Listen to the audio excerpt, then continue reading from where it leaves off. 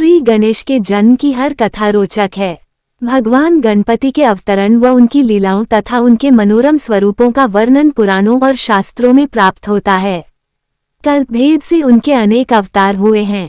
पद्म पुराण के अनुसार एक बार श्री पार्वती जी ने अपने शरीर के उबटन से एक आकर्षक कृति बनाई जिसका मुख हाथी के समान था।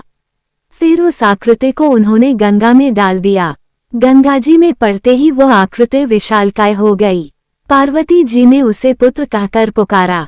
देव समुदाय ने उन्हें गांगेय कहकर सम्मान दिया और ब्रह्मा जी ने उन्हें गणों का आधिपत्य प्रदान करके गणेश नाम दिया।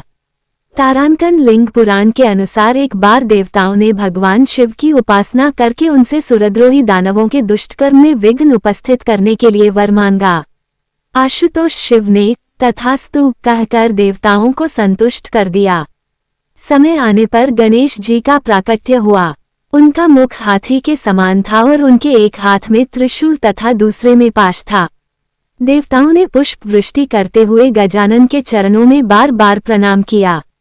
भगवान शिव ने गणेश जी को दैत्यों के कार्यों में विघ्न उपस्थित करके देवताओं और ब्राह्मणों का उपकार करने का आदेश दिया।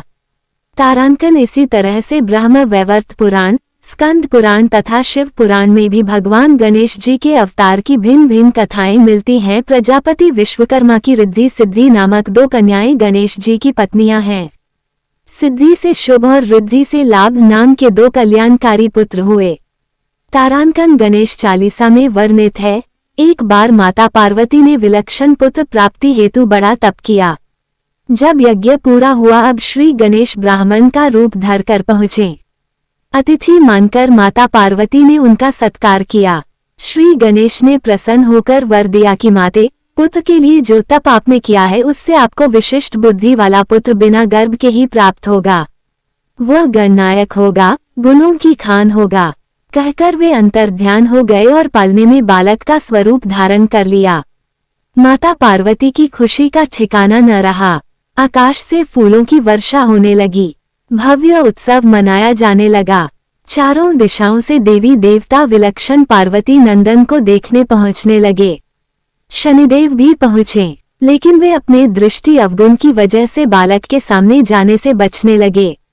माता पार्वती ने आग्रह किया कि क्या शनि देव को उनका उत्सव और पुत्र प्राप्ति अच्छी नहीं लगी।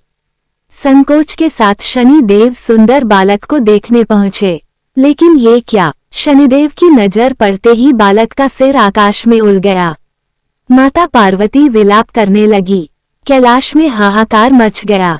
हर तरफ यही चर्चा होने लगी कि शनि ने पार्वती पुत्र का नाश किया है। तुरंत भगवान विष्णु ने गरुड़ देव को आदेश दिया कि जो भी पहला प्राणी नजर आए उसका सिर काटकर ले आओ। उन्हें रास्ते में सबसे पहले हाथी मिला। गरुड़ देव हाथी का सिर लेकर आए। बालक के धड़ के ऊपर उसे रखा। भगवान शंकर ने उन पर प्राण मंत्र छिड़का। सभी देवताओं ने मिलकर उनका गणेश नामकरण किया और उन्हें प्रथम पूज्य होने का वरदान भी दिया। इस प्रकार श्री गणेश का जन्म हुआ। तारांकन वराह पुराण के अनुसार भगवान शिव पंचतत्वों से बड़ी तल्लीनता से गणेश का निर्माण कर रहे थे। इस कारण गणेश अत्यंत रूपवान व विशिष्ट बन रहे थे।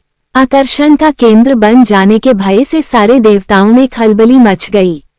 इस भय को भांप शिवजी ने बालक गणेश का पेट बड़ा कर दिया और सिर को गज का रूप दे दिया। ये कथा शिव पुराण से है।